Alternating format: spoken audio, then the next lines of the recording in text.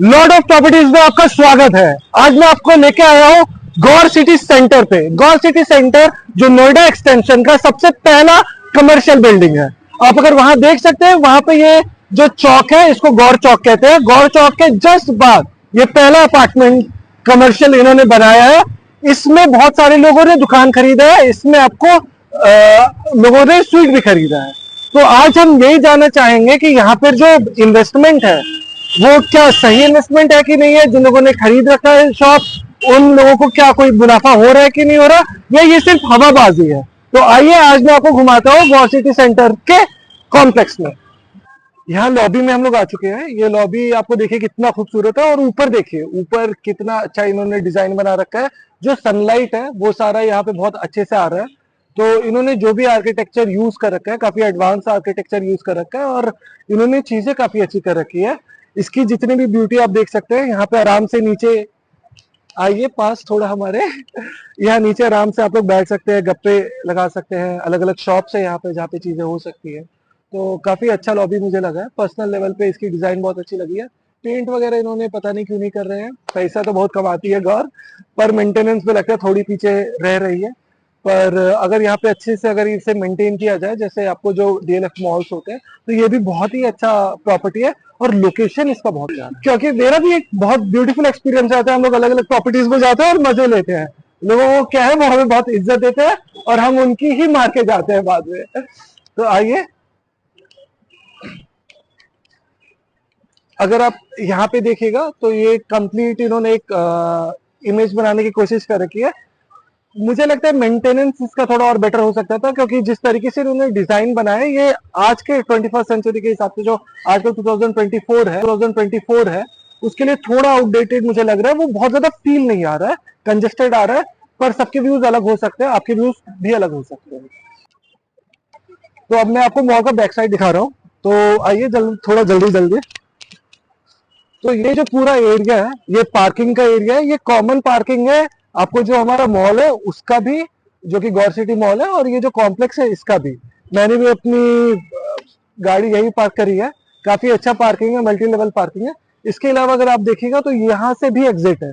यहाँ से भी आप एग्जिट करके आप मेन रोड पे जा सकते हैं, और आपको इधर से भी आप जा सकते हैं, और इधर बहुत सारे अपार्टमेंट्स बने हुए हैं। तो ये जो कंप्लीट लोकेशन है, अगर मैं कुछ अच्छी बात इस लोकेशन की बताना चाहूँ, तो काफी बड़े एरिया में ये लोकेशन बना हुआ है। आसपास आपको कमर्शियल के साथ साथ आपको रेसिडेंशियल एरिया है। तो ये कोई भी जो शॉपिंग कॉम्प्लेक्स होता है या कोई भी मॉल होता है, उसके लिए वहाँ का जो कस्टमर बेस है वो उसकी एक्सेसिबिलिटी बहुत इंपॉर्टेंट होती है। तो यहाँ पे गौर के भी, महागुन के भी बहुत सारे अच्छे अच्छे जो बिल्डर्स हैं, उनके प्रोजेक्ट्स हैं। तो यहाँ पे जो लोग रह रहे हैं वो बहुत ज्यादा रह रहे हैं। तो यहाँ पे अगर इस मॉल में जो भी शॉप्स होते हैं, उन शॉप्स में आपको जो प्रॉब्लम है वो कस्टमर्स का ज्यादा नहीं आएगा। लेकिन मेरा आज का जो यहाँ पे रिव्यू जब मैं ये दे रहा हूँ, और जैसे मैं यहाँ पे चीजें देख रहा हूँ, तो जो फुटफॉल होनी चाहिए वो फुटफॉल नहीं है। तो मैं पहले ही आप लोगों को बताना चाहूंगा कि अगर आप लोग यहाँ पे इन्वेस्ट करना चाहते हैं या इन्वेस्ट करेंगे, तो अपना मार्केटिंग का जो भी स्ट्रेटेजी है फुटफॉल के लिए, वो बहुत ज्यादा जरूरी है।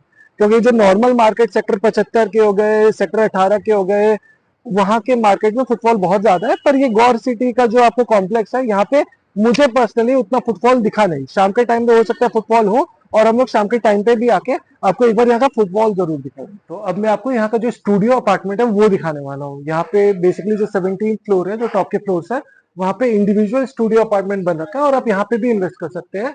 तो आइए पहले मैं स्टूडियो अपार्टमेंट दिखा दूँ। तो ये रहा आपका आलिशान स्टूडियो अपार्टमेंट। यहाँ पे थोड़ा सा बैठा जाए। तो ये जो स्टूडियो अपार्टमेंट है, ये बेसिकली जो कॉन्सेप्ट होता है वो ये होता है कि 1 रूम का आपको ये होता है। यहाँ पे आपको इंटरनल किचन होता है। तो अगर आप देखिएगा तो यहाँ पे जाकर आप अपना खाना बना सकते हैं। कंप्लीट मॉड्यूलर है, ठीक है। तो सारी चीजें आपको मिल जाती है। इसके अलावा जो है कि यहाँ पे उन्होंने रैक दे रखा है, तो यहाँ पे आप अपने कपड़े का स्टोरेज कर सकते हैं। आपको यहाँ पे साथ में सोफा लगाने के बाद साथ में इन्होंने बेड भी दे रखा है, आराम से आप यहाँ पे सो सकते हैं। इन्होंने जो डिजाइनिंग कर रखी है इस पूरे स्टूडियो अपार्टमेंट की, ये काफी अच्छी कर रखी है। और अब मैं आपको बाथरूम दिखा देता हूँ, आइए। तो बाथरूम का जो साइज है वो काफी ठीक है, एक स्टूडियो अपार्टमेंट के हिसाब से। वॉश के लिए अलग से आप जहाँ पे बात कर सकते हैं, बाकी यहाँ पे भी है। जो मटेरियल्स इन्होंने यूज कर रखे हैं वो भी काफी हाई क्वालिटी के मटेरियल्स है। बता देता हूँ।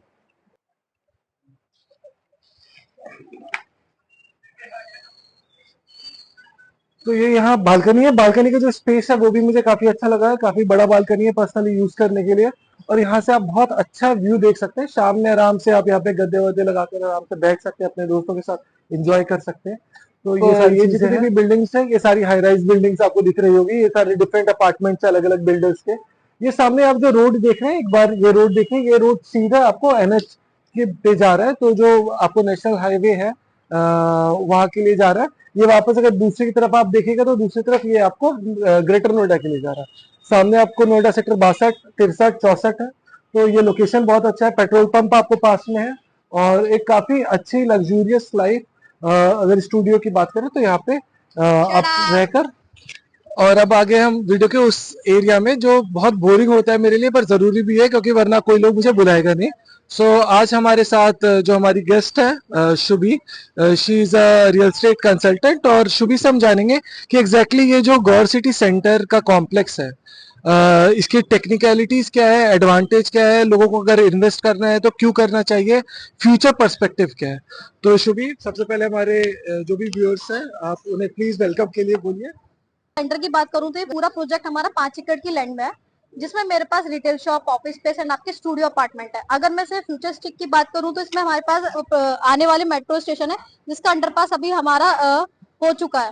अगर ऑफिस स्पेस और रिटेल शॉप इनकी बात की जाए कि क्यों चलेंगे, क्यों रन करेंगे यहाँ पे, मैं बात करूं तो बगल में हमारा गौर का खुद का 5 एकड़ की लैंड में मल्टी लेवल कार पार्किंग बना हुआ। अब उसके जस्ट बगल में 5 एकड़ की लैंड में पेट्रोल पंप भी है।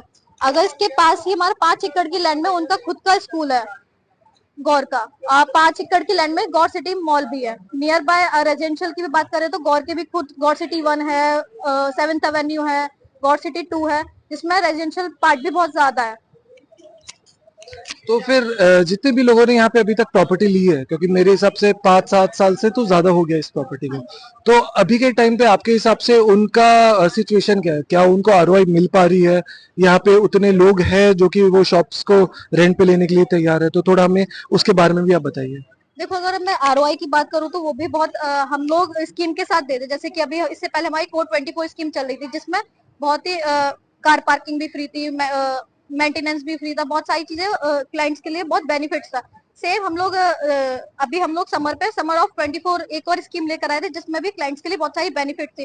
उसको देखते हुए भी उसके साथ भी है ना, रेंट पे भी बहुत सारी शॉप्स उठ रही हैं, ऑफिस स्पेस भी बहुत ज्यादा चल रहा है। इवन स्टूडियो अपार्टमेंट भी लोग अपने आप इंटीरियर कराते हैं, डिजाइन कराते हैं, जिसको वो लोग लीज पे दे देते हैं, जैसे कि ताज होटल हो गया, ताज स्टूडियोज हो गए, और भी जो एयरबीएनबी हो गए, जो भी होटल चेन के साथ होते हैं, वो लोग उनके साथ लीज कर लेते हैं, जिनको मंथली इनकम भी बहुत अच्छे से आ जाती है, जैसे 25,000 हो गया, 30,000 हो गया, ये उनको प्रोवाइड होती रहती है मंथली के बेस पे। तो अगर मैं एक नॉर्मल इंसान के हिसाब से अगर पूछूं कि कितने रुपए या कितने लाख का आपको यहाँ शॉप शुरू हो जाता है और कितने लाख तक शॉप खत्म होता है, तो उस हिसाब से क्या है सिचुएशन? अगर मैं मिनिमम साइज की बात करूं 150 या 160 मिनिमम साइज आ रहा था रिटेल शॉप का।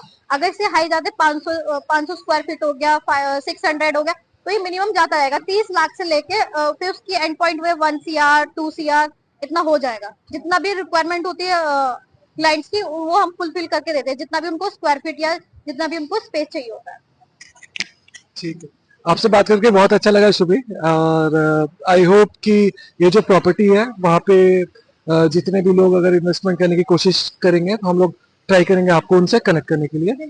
एज अ पर्सन आप बहुत अच्छी लगी तो हमारे जितने भी लोग हमारे थ्रू आपके पास आएंगे तो उन्हें इतना ही स्पेशल जरूर फील कराइएगा।